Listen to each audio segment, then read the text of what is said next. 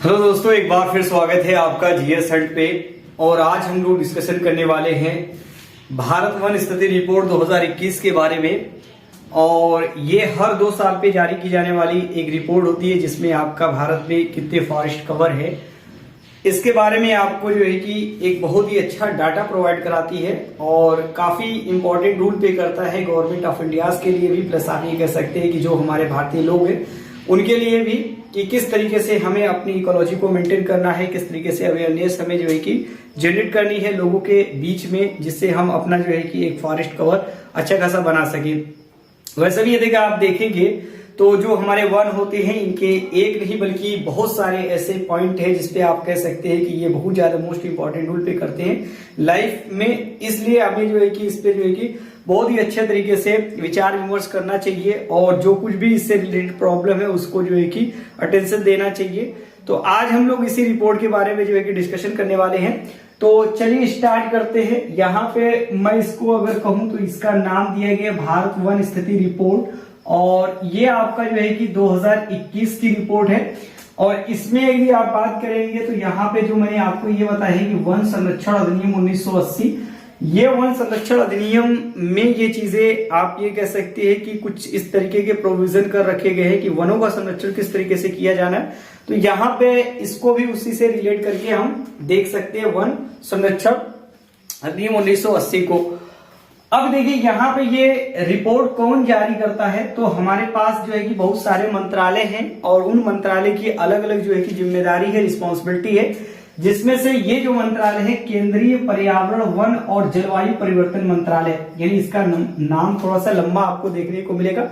Exam की point of view से most important है। कभी कभी आपका जो है कि स्टेटमेंट में इस तरीके की चीजें आपको दे दी जाती है कि कौन सा मंत्रालय इसके लिए रिस्पॉन्सिबल है जो ये जारी करता है। यानी भारत स्थिति रिपोर्ट की बात अगर आप करें ना, तो भारत वन स्थिति रिपोर्ट कौन जारी करता है, तो ये केंद्रीय पर्यावरण वन और जलवायु परिवर्तन मंत्रालय के द्वारा जारी की जाती है।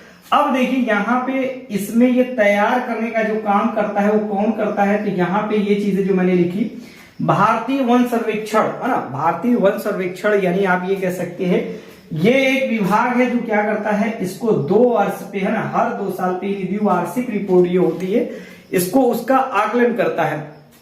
अब उसके बाद यहाँ पे एक फैक्ट और यहाँ पे आपको मिलेगा जिसमें आप ये कह सकते हैं कि ये 17वां संस्करण रहा है। यानी इस रिपोर्ट का 17वां संस्करण, अब तक जो है कि 16 रिपोर्ट जारी की जा चुकी है, ये 17वां संस्करण।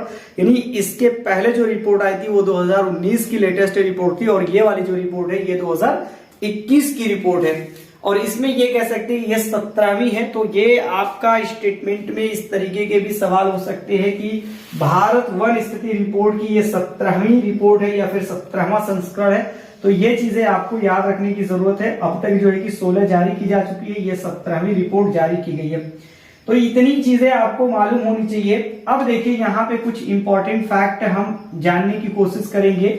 यानी देखिए यहाँ पे जो वन स्थिति रिपोर्ट है इसमें रियर अबाउट आप कह सकते हैं ज्यादातर आपको फैक्ट मिलेंगे और डाटा मिलेंगे। तो इस डाटा को आपको एग्जैक्ट क्या करना है, याद करने की जरूरत है, क्योंकि वो एग्जाम के पॉइंट ऑफ व्यू से, स्पेशली आप कह सकते हैं पीटी के पॉइंट ऑफ व्यू से बहुत ज्यादा मोस्ट इंपॉर्टेंट रोल प्ले करती है। तो ये जितने भी डाटा आपका यहाँ पे मेंशन किए गए हैं ये सबसे मोस्ट इंपॉर्टेंट डाटा में से आपका जो है कि ये डाटा है, क्योंकि जब इस चीज को आप पढ़ेंगे तो इसमें एक नहीं बल्कि 1000 किस्म के डाटा है। अब कुछ ऐसे डाटा है जो एग्जाम के पॉइंट ऑफ व्यू से बहुत ज्यादा मोस्ट इंपॉर्टेंट नहीं होते, लेकिन कुछ ऐसे होते हैं जो आपका डायरेक्टली एग्जाम में पूछे जाते हैं। तो ये चीजें जो है कि आपको उस हिसाब से पढ़ने की जरूरत है। कुछ ऐसे पॉइंट है जो स्टेट पीसीएस के मेंस में भी आप उसको यूज कर सकते हैं और यूपीएससी के भी मीन्स में उसका इस्तेमाल कर सकते हैं।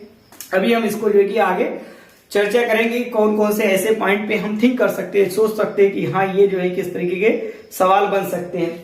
अब देखिए यहाँ पे पहली बार क्या किया गया है कि जो टाइगर रिजर्व है, जो हमारे टाइगर रिजर्व है, इनके वनों का आकलन किया गया है। यानी आप ये कह सकते हैं कि भारत में लगभग 53 ऐसे टाइगर रिजर्व हैं और उन टाइगर रिजर्व में कितने फॉरेस्ट कवर हैं उनको भी इन्होंने आकलन किया है। अगर आप देखें तो ये एक चीज और आपको याद रखने की जरूरत है कि ये जो आपका आकलन किया जाता है, स्पेशली ऐसा नहीं है कि एक एक पेड़ को जो है कि काउंट किया जाता है, ये सैटेलाइट के माध्यम से जो है कि इसका इमेज लिया जाता है, उसी बेस पे ये चीजें बताई जाती है वो अलग एक पॉइंट है, बट यहाँ पे आपको ये समझने की जरूरत है कि ये फर्स्ट टाइम टाइगर रिजर्व के बारे में बात की गई है। अब देखिए यहाँ पे एक डाटा इन्होंने मेंशन कर रखा है कि 10 वर्षों में 20 ऐसे बाघ अभ्यारण्य रहे हैं जिसका जो है कि उन्होंने आकलन किया है और ये पाया है कि उसमें जो है कि वनों के क्षेत्र में वृद्धि हुई है और 32 ऐसे बाघ अभ्यारण्य है जिसमें आपका क्या वनों के कवर में यानी वन कवर में आपका क्या हुआ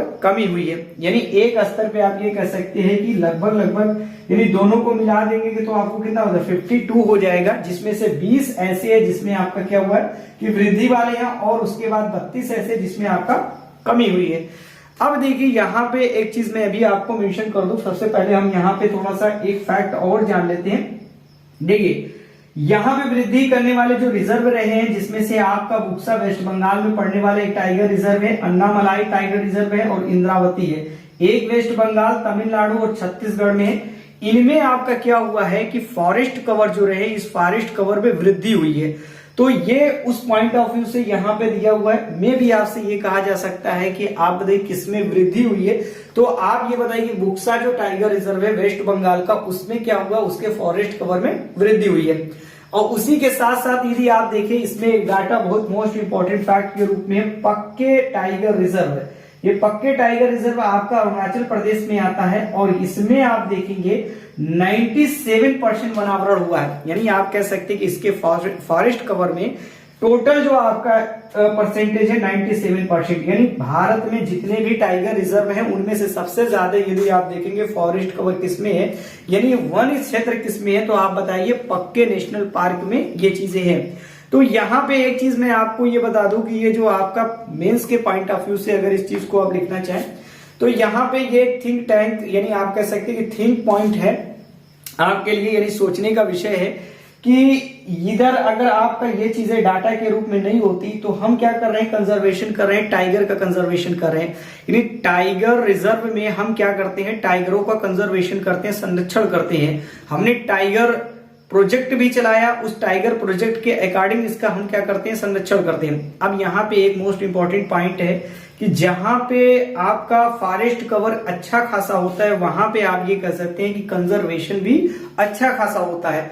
अगर हम उनके आवास को नष्ट कर देंगे तो आवास नष्ट हो जाने की वजह से प्रॉब्लम क्या क्रिएट होती है कि वहां से आपका जो है कि जो जीव जंतु होते हैं बिखरने लगते हैं और बायोडाइवर्सिटी में क्या होती है, कमी आती है। तो बायोडाइवर्सिटी के पॉइंट ऑफ व्यू से मोस्ट इंपॉर्टेंट रूल प्ले कर सकता है ये डाटा। अगर हमें ये पता है कि 20 ऐसे टाइगर रिजर्व हैं जहां पे आपका फॉरेस्ट कवर जो कि लगातार घटता चला जा रहा है, अगर घटता चला जा रहा है तो इसका मतलब है कि उस पर अटेंशन देने की जरूरत है और यहाँ पे आपका मानव एक्टिविटीज कुछ ज्यादा है जिसकी वजह से ये लगातार कम हो रहे हैं। तो ये एक तरीके से आप कह सकते हैं कि जो भी अथॉरिटीज इनके कंजर्वेशन के लिए बनाई गई है उनके लिए एक प्रकार से बहुत ही अच्छा डाटा होगा कि उस पर अटेंशन दे करके उनको अच्छे तरीके से कंजर्वेशन के सिस्टम में वो रख सके। तो ये आपका कुछ पीटी के पॉइंट ऑफ व्यू से जिसमें आपका ये 2-3 ऐसे हैं जिसमें इसको आप मेंशन कर सकते हैं।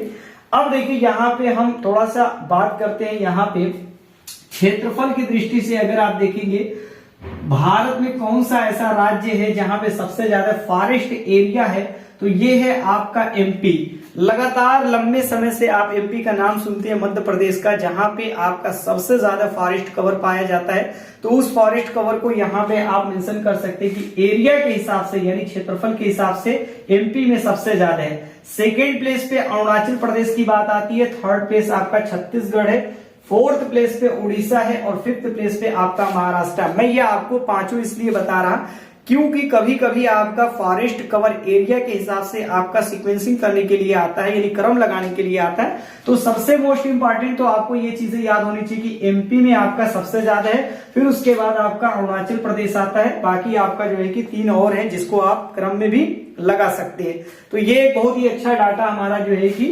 भारत वन स्थिति रिपोर्ट के अकॉर्डिंग आता है। पिछले कई रिपोर्ट में आपका एमपी प्रथम स्थान पे है। परसेंटेज एक होता है ना, परसेंटेज के हिसाब से यानी प्रतिशतता के आधार पे यदि देखेंगे कहां पे सबसे ज्यादा वन क्षेत्र रहा है तो ये है आपका मिजोरम, फिर उसके बाद है अरुणाचल प्रदेश, फिर उसके बाद मेघालय, उसके बाद आपका मणिपुर। यानी पहले स्थान पे आपका मिजोरम हो गया, फिर अरुणाचल प्रदेश हो गया, फिर मेघालय हो गया, फिर उसके बाद मणिपुर हो गया।